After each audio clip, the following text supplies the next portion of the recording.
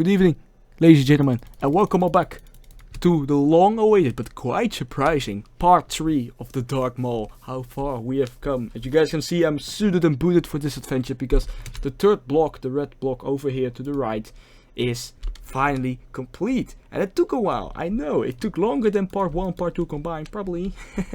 That's because I had some exams to take care of, but they now lie behind me, and I'm now in the period between, like, you know, I'm done with the exams, but I'm still waiting for the results, and that period between feels like a dream, and I'm having a blast. But yeah, we're not here for that. Today we are here for the Dark Mall and for everything it has to offer. And I suppose we should continue where we left off last time, which is at Bricked Up over here. It's a funny little surprise brick, but also terracotta shop. You can get some fancy terracotta, some glazed terracotta, and some pottery as well. You can get all the bricks that, you know, are available in Minecraft. It's a store which got recommended to me by a friend. You know, he said, "Oh, I'm bricked up, make bricked up store." And I was, alright, well, sure. It's sort of inspired by the Shrew and Zazzle store over there, you know, that's the same sort of color palette, I suppose.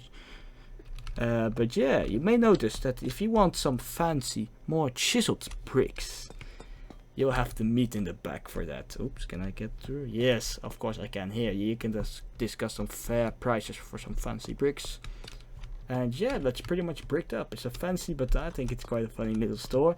And rumor has it, by the way, that when all this copper oxidizes, something special will happen here. Something crazy, I suppose. But well, who am I to talk about that? Over here next to it is the IKEA. You know, this is pretty much Sweden, right? You know, furniture and meatballs. Unfortunately, there's like I didn't manage to make like a little restaurant section where you could get some meatballs or some Swedish dishes. You know, too bad, I suppose. But yeah, we still got IKEA. You can still get your fancy furniture, an entire kitchen, or a retro TV, or a bed, or a bathtub or something. Yeah, it's pretty much IKEA. So it's pretty much Sweden. I'm thinking about making a Bauhaus as well. It doesn't really have a lot to do with IKEA, but you know, that's something for the future. We'll discuss that later. Next to it sits Medieval, which is a music store, but not like the Velvet record store we have in part 1. This is a instrument store. You know, you can get some rock-heavy instruments. You know, that's fancy drum, a very heavy-looking piano, but it's still pretty cool. Some speakers and note blocks and something, some boxes. The microphone to do some karaoke, I suppose. But we also got some guitars over here. And more microphones over here, and some more guitars, smaller guitars, bass guitars. And we got a skull drum now. This is heavy. You're slashing some skulls. That's pretty fire, I suppose. But yeah, that's pretty much it for the Medieval Manor. It's a funny little music instrument store. You know, pretty heavy. Next to it sits New Balance. It's your run-of-the-mill clothing store. You know, with some fancy clothes, and you know, some very unique curves and architecture, probably some expressionistic stuff over here. Who am I to judge? But yeah, these are mine. And yeah, it's your average clothing store. Pretty fun stuff, I suppose. Next to it, this is Rituals, and it might actually be one of my favorite stores from the red block over here. And it's kind of weird because I don't like perfume. I don't have any with it or with beauty or stuff. But I just think this store is so cool. And you know, the tree, it's so unique. It adds so much life to the store. Stands out. And the candles work as perfect perfume bottles. You know, it just all works out. And you know, it's kind of weird because I like I said, I don't really have anything with perfume. You can buy the world's most expensive perfume, and I just won't smell it. I will smell properly, I don't know, the wind or something. It's kind of sad, but I think COVID took my smell. But yeah, it's a pretty chic store at that. And yeah, it's based off the Rituals in my town, and it's pretty fancy. Yeah, that's it. Oh, another thing I feel like showing off is the lights. I used light blocks and these fancy like glow item frames, and you know, and added some fake light blocks. But yeah, that's also cool, I suppose. So yeah, cool store. And yeah, that's about it. Really cool store. And if we we might as well review the restaurants over here. The first restaurant of the red block is Harteveld, which is a fish store over here. You can get the world's delicious fish over here. So cod, some salmon, pretty much everything. And it's based off a real life store with one of my closest friends, my father's closest friends. And yeah, it's cool, I suppose. You get a fish over here. You can get the world's best fish, you know. If he's watching, this one's for you, man. I hope you like it. I did my best to recreate it as close as possible to like the market stall, of course, but you can't really fit a market stall inside a mall. It's two different things, but yeah, pretty cool stuff still. And yeah, we'll review the entire upper block, I suppose. We got Koshi's Dye Shop. These are 3 shops from The Legend of Zelda. I felt like adding some stores from The Legend of Zelda Breath of the Wild because I was really into that back in the day. Well, back then when I was, you know, designing the red block, you know. And the first store we have over here is Kochi's Dye Shop. And you know, it's the store which is located in Hateno Village. And the whole point of this store is when you get an outfit, you know, and the outfit is, for example, a black color, like it is mine. You stand over here and the trapdoor's open, and boom! Now it should be blue. Or if you could dye the water, you know, it could be pink or yellow or any other color you want. But yeah, that's how dyeing works in The Legend of Zelda. But yeah, that's pretty much it. You know, the Hateno store, Kochi's Dye store. Next to it sits Fashion Passion, and I'm not really allowed to in here, but oh well. This is in Gerudo Town, and the whole fanboy link originated from this. But yeah, you can get some fancy stuff over here as well, and you know, the sign over here. It's all inspired by the stores, you know, from the actual game. I tried to recreate them as closely as I possibly could, and I think they all turned out fairly decent. Same for the Twin Boutique over here. You can find this store in Kakarito Village, and yeah, it's pretty cool as well.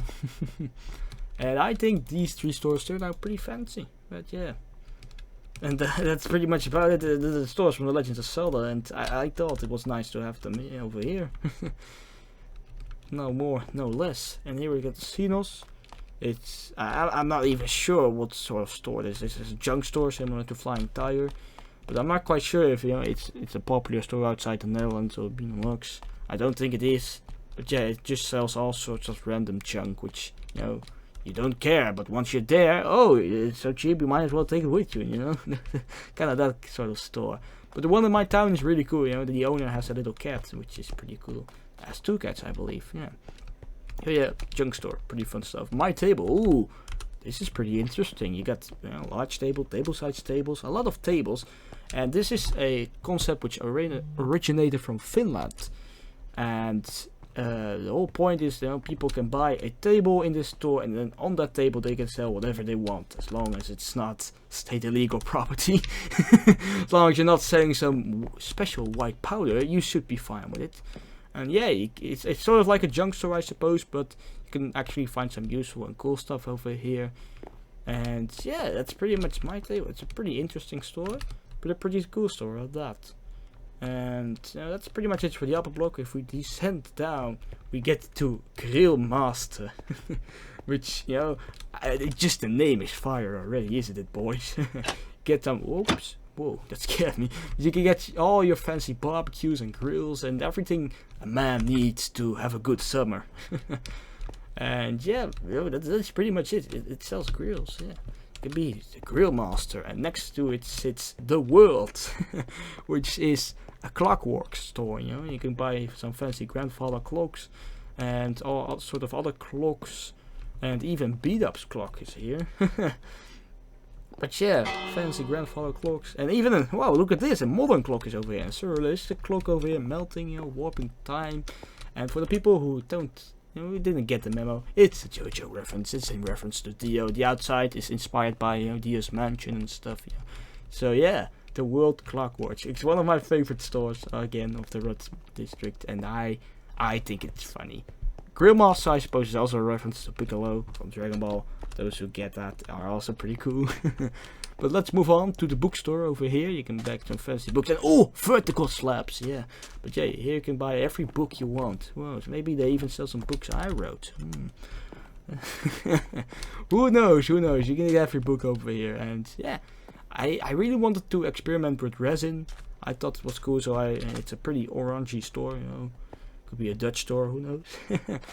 But yeah, that's just, yeah, a resin store, bookstore. Yeah, you can get books. Who would have thought? Levi's over here, Levi's, I don't know. But it's a cool clothes store, so hey, it's over here and you can get clothes. Pretty simple, straightforward stuff, I suppose. Yeah, you guys get the memo by now after 3 parts. But yeah, next to it is the New Yorker, which is sort of inspired by the New Yorker I've been to in Münster, in Germany. Yeah, it's a fancy little store. Unfortunately, there's no second floor, and it's kind of leaking because of like the whole dye store up there. Oh boy, I hope they don't mind. But yeah, New Yorker. It's kind of cursed, like, you know, this should have been in the middle, but I also just can't break the sign. You know, it's a walk-around dilemma, and I just chose to do this because you can't break the sign. The second restaurant of this book is Domino's, Texan Domino's Pizza. They have pizza mozzarella, by the way. And this is a sort of Western cowboy-styled restaurant inspired by ST Black ST. And he's a Gmod, TF2 Gmod creator. He's on some serious stuff, but whenever he makes some stuff, it's good stuff. And in part 2 of Soldier's Day Off or Eurotrip, I can't remember. I think it was Soldier's Day Off part 2. They go to, you know, a restaurant, and yeah, they have a box over here, and here's the kitchen, of course, where the engineer makes a delicious pizza. Man, I'll have a bite of that. But yeah, here's the TV, of course, where, you know, they watch Swag Yoda get killed by Tails. And pretty dramatic stuff. But yeah, Domino's Pizza. Come get your Domino's Pizza here. It's good, trust me. Over here we got the flower store, of course. I love flowers. And this one is sort of inspired by Exuma's flower store from Hermitcraft season 6. Or was it season 7?